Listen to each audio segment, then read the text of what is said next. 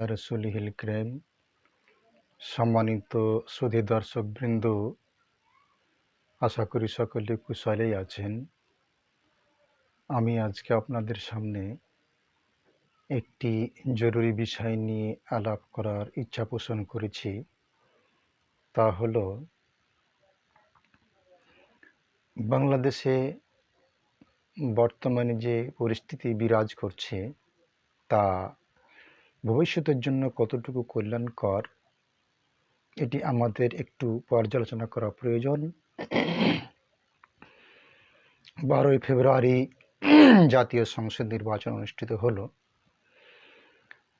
এদেশের বৃহৎ দল বিএনপি নিরঙ্কুশ বিজয়ের মাধ্যমে সরকার গঠন করেছে। সরকার গঠন করার পর দেশে যে পরিস্থিতি বিরাজমান সেটি আমরা যদি গভীর পর্যবেক্ষণ সহকারে লক্ষ্য করি তাহলে দেখতে পাই যে বিগত সরকার যেভাবে রাষ্ট্র পরিচালনা করেছে, বর্তমান সরকার দায়িত্ব গ্রহণ করার পর তেমন কোনো পার্থক্য আমরা দেখতে পাচ্ছি না। আগের সরকার যেমন বিভিন্ন রাষ্ট্রীয় পর্যায়ের বিভিন্ন সেক্টরে যেভাবে নিজস্ব দলীয় লোক দিয়ে শাসন করেছিল, ঠিক একই কায়দায় বর্তমান সরকারও রাষ্ট্র পরিচালনার দায়িত্ব ভার নেওয়ার পরে এভাবেই সে রাষ্ট্র পরিচালনা করছে। আমাদের কথা হলো, সচেতন নাগরিক হিসাবে যে দেশকে কাঙ্ক্ষিত মানে নিয়ে যেতে হলে দল মত নির্বিশেষে সকলের সহযোগিতা একান্ত প্রয়োজন। নচেত একটি রাষ্ট্র কাঙ্ক্ষিত মানে উপস্থিত হওয়া অত্যন্ত কষ্টকর।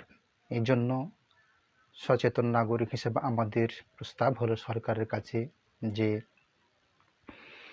বিভিন্ন সেক্টরে উপযুক্ত লোক নিয়োগ করার মাধ্যমে দেশকে একটি উন্নতশীল রাষ্ট্রে পরিণত করার জন্য সরকারি দল যদি মনোযোগ না দেয়, বরং মান্ধাতা আমলের এই একই দৃষ্টিভঙ্গি নিয়ে রাষ্ট্র পরিচালনা করে, তাহলে দেশ কখনোই অর্থনৈতিক দিক দিয়ে স্বাবলম্বী হতে পারবেন, এটা আমাদের বিশ্বাস।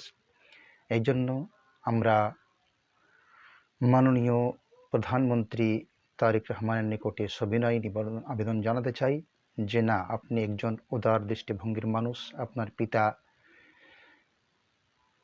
একজন দেশপ্রেমিক রাষ্ট্রপতি ছিলেন, সেই হিসাবে আপনার পিতার উত্তরসূরি হিসেবে আপনাকেই এই বিষয়টি অবশ্যই মাথায় রাখতে হবে। আপনি যে কোনো ধরনের প্রতারণার আশ্রয় নেবেন না এবং কোনো বহিরাষ্ট্রের চোখ রাঙানিতে আপনি কর্ণপাত করবেন না। এতে হবে কি, আপনি দেশের মানুষের মন জয় করতে পারবেন, আপনার প্রত্যেকটি দেশের মানুষ আপনার পক্ষে থাকবে এবং আপনাকে সার্বিক সহযোগিতা করবে।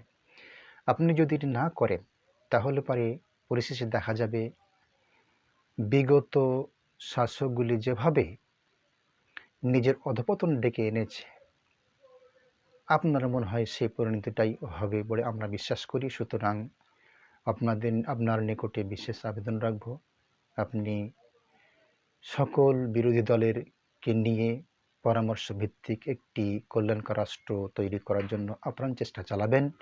এ আশাবাদ ব্যক্ত করে সকল নাগরিকের সুস্বাস্থ্য কামনা করে আমি আলোচনা শেষ করছি।